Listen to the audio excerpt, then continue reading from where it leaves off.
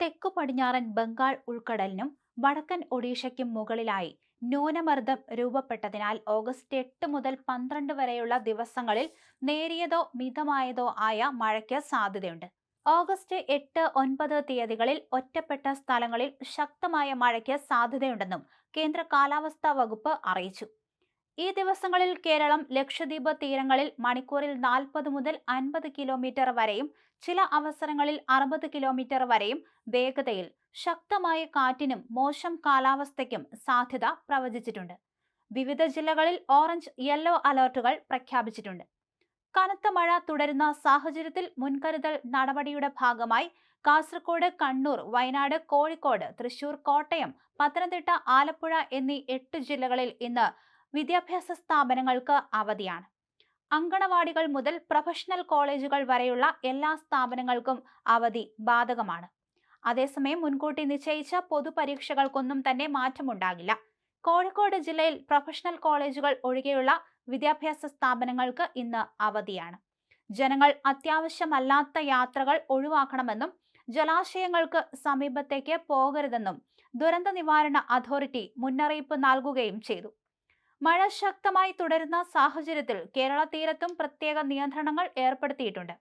കേരള തീരത്ത് മത്സ്യബന്ധനത്തിന് കർശന നിയന്ത്രണമാണ് നിലവിലുള്ളത്. കടലിലെ പ്രതികൂല കാലാവസ്ഥ കണക്കിലെടുത്താണ് ഈ മുന്നറിയിപ്പ്. മത്സ്യത്തൊഴിലാളികൾ ജാഗ്രത പാലിക്കണമെന്നും അപകടകരമായ സാഹചര്യങ്ങളിൽ കടലിൽ പോകുന്നത് ഒഴിവാക്കണമെന്നും അധികൃതർ നിർദ്ദേശിച്ചു.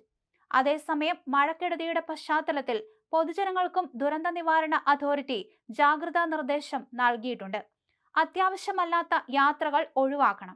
ശക്തമായ മഴയുള്ള സമയത്ത് റോഡുകളിലൂടെയുള്ള യാത്ര പരമാവധി കുറയ്ക്കണമെന്നും നിർദ്ദേശമുണ്ട്.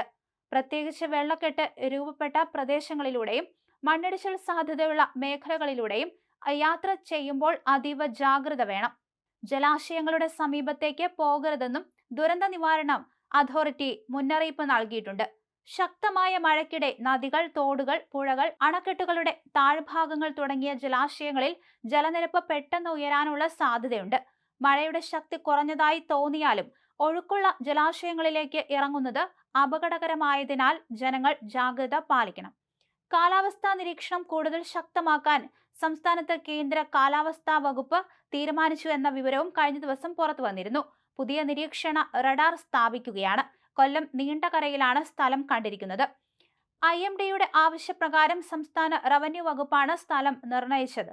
സ്ഥലപരിശോധന പൂർത്തിയായിട്ടുണ്ട്. ഇനി മണ്ണ് പരിശോധന കൂടി കഴിഞ്ഞാൽ റഡാർ സ്ഥാപിക്കാനുള്ള നടപടി തുടങ്ങും.